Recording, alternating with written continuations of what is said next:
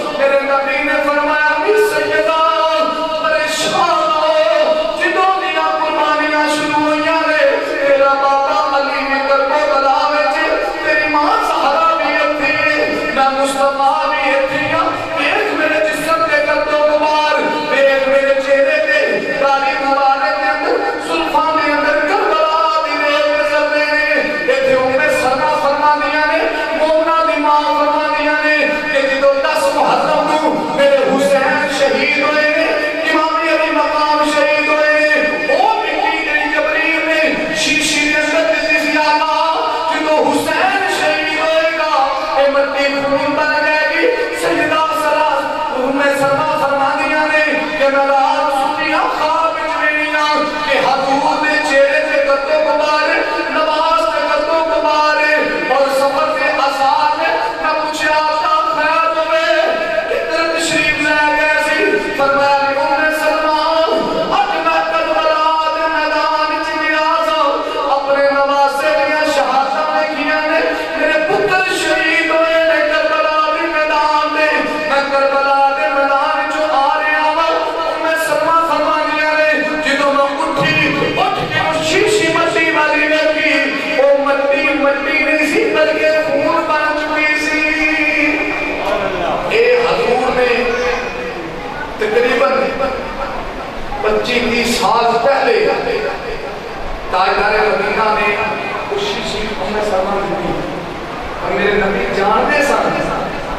کہ صرف جدوں میرا حسین شہید ہونا ہے ام سلمہ نے حیات ہونا ہے صرف ام سلمہ نے فرمایا مسلمان تجھے پتہ نہیں نبی میں رکھ لیا اپنے کو جدوں میرا حسین شہید ہوئے خون بن چکا ہے ام سلمہ فرماتی جدوں بوتل دیکھی خون بن چکا ہے